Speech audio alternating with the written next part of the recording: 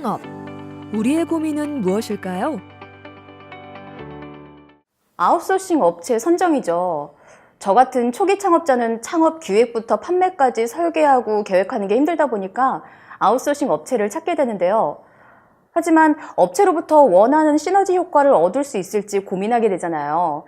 믿을 수 있고 신용할 수 있는 아웃소싱 업체 선정이랑 그들을 좀 평가할 수 있는 방법을 알 수 있었으면 좋겠어요. 창업은 언제나 고민의 연속이죠.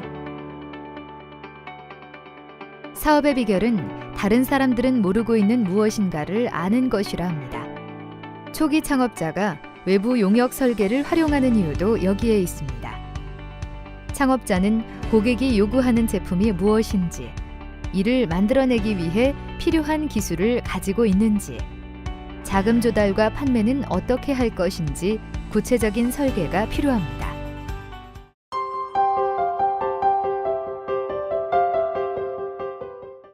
이번 시간은 외부 용역 설계에서 우리들이 접하는 여러 가지 문제점에 대해서 알아보도록 하겠습니다. 특히 요즘 창업자들이 많이 이러한 창업 관련해서 준비를 하게 되는데요. 우리가 흔히 접하는 문제 중에 하나가 어떻게 이러한 고객들의 요구사항을 개발 제품에 반영을 잘 하느냐, 그리고 내가 알고 있는 전문 분야의 기술은 있더라도 이거 이외에 사람이라든지 아니면 자금 조달, 그리고 마케팅, 즉 판매를 어떻게 할 건가, 여기에 대해서는 많은 고민이 있을 겁니다. 이번 시간에는 외주, 외부, 용역 프로세스에서의 주의사항에 대해 알아보겠습니다.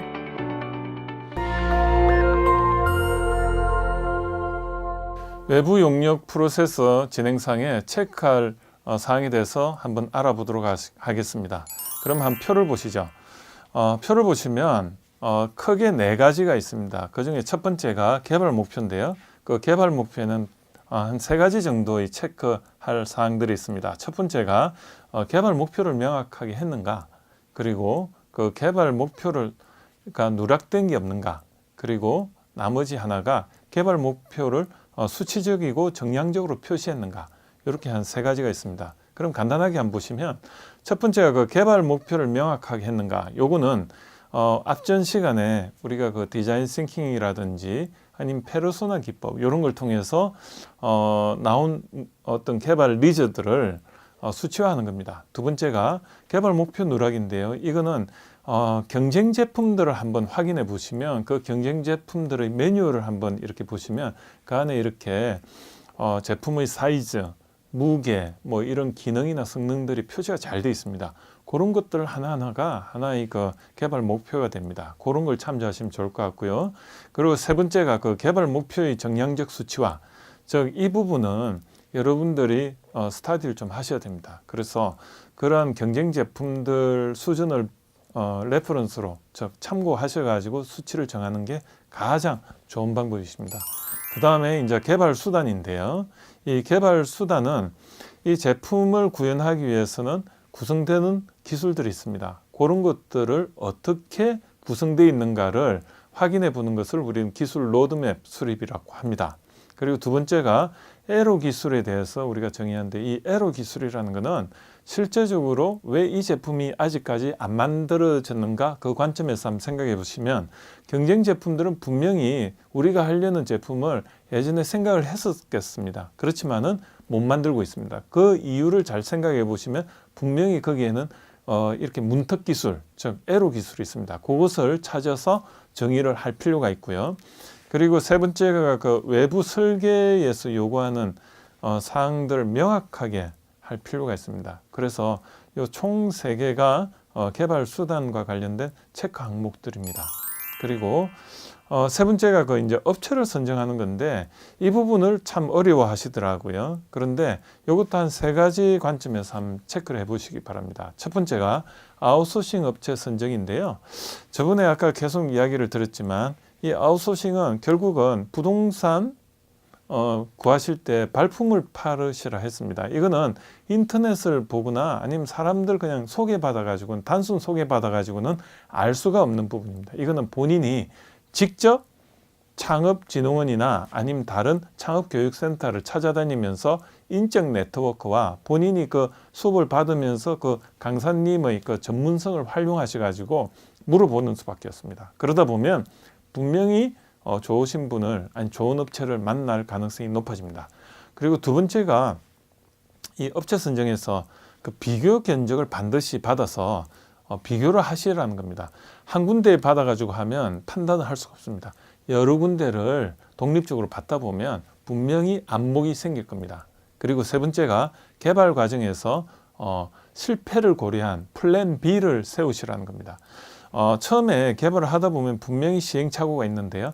그 업체가 만약에 못하는 그런 사항이 발생하면은 다음 계획에 대해서 반드시 준비를 하고 그리고 업체를 선정을 하시는 게, 그래서 이 업체가 안 됐을 때 다음 견적 업체가 이것을 연결해서 개발할 수 있는 그런 보관을 가져가시라는 거고요.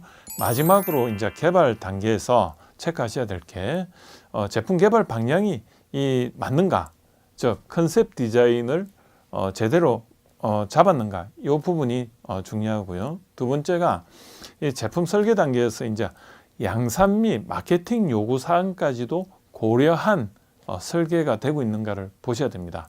보통 이렇게 예비 창업자나 초기 이제 제품 설계자들은 이러한 것들을 고려를 안 하고 그냥 예쁘게 이렇게 디자인을 하다 보니까 나중에 만들어 놓고 이게 제품의 완성도를 확보를 못하고 양산을 못하는 그런 제품으로 남을 수가 있습니다. 그러므로 반드시 노련한 전문가를 만나셔서 멘토링을 받으셔가지고 그러한 기술들이 거기에 제품에 최종적으로 반영이 되는 것을 꼭 확인하시고요. 마지막으로 그 제품 설계 결과물에 대해서 이관에 있어서 누락 여부를 확인할 필요가 있습니다. 개발 업체로부터 받아야 될 사항들은 대표적으로 3D 데이터 원본 파일 하고요.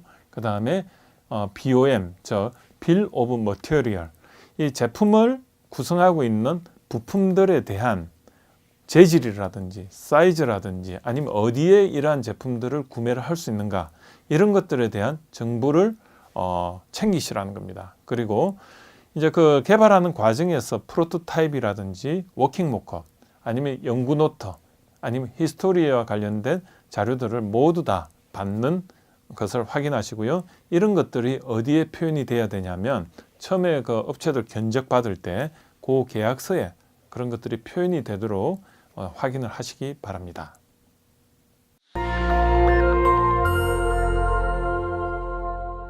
안녕하세요. 안녕하세요. 네.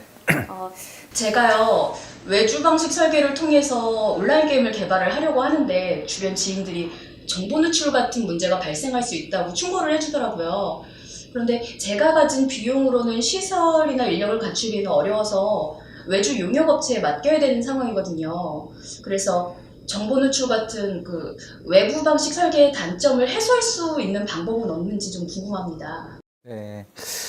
우선 이게 서로가 이제 믿고 이렇게 좀 진행할 수 있는 그런 회사든지 그런 사람을 이렇게 좀 찾아야 될 텐데요. 그래도 이제 서로가 어떤 문서적으로 해갖고 미리 이제 NDA라든지 계약을 미리 이렇게 체결이 안 되면 또 나중에 여러 문제가 발생할 수가 있으니까 처음에 이제 일을 시작하기 전에 계약서를 서로가 작성을 해서 만약에 이런 정보 누출이 됐을 때 어떻게 이제 할지에 대한 책임 소재를 좀 분명하게 이렇게 해두면 좋을 것 같습니다. 제가 사업 준비할 때 정말 많은 도움이 될 것 같습니다. 좋은 말씀 감사합니다.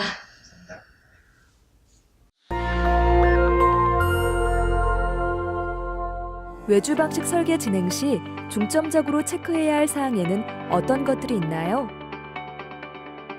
외부 방식 설계에서 중점적으로 체크해야 할 부분은 한 4가지가 있다고 말씀을 드렸습니다. 첫 번째가 우리가 개발할 제품에 대해서 고객이 정확하게 요구하는 사항이 반영이 되었는가. 그리고 두 번째가 뭐죠? 이러한 요구사항을 구현할 수 있는 핵심 기술들이 누락 없이 정리가 되었는가. 그리고 이것들을 구현할 수 있는 업체로부터 견적이나 아니면 이런 제반 사항을 확인을 하였는가? 그리고 네 번째가 뭐죠? 개발을 완료하는 시점에서 어떠한 데이터를 우리가 우리 걸로 만들어야 될 것인가? 거기에 대해서 중점적으로 체크하셔야 된다고 저는 말씀드렸습니다.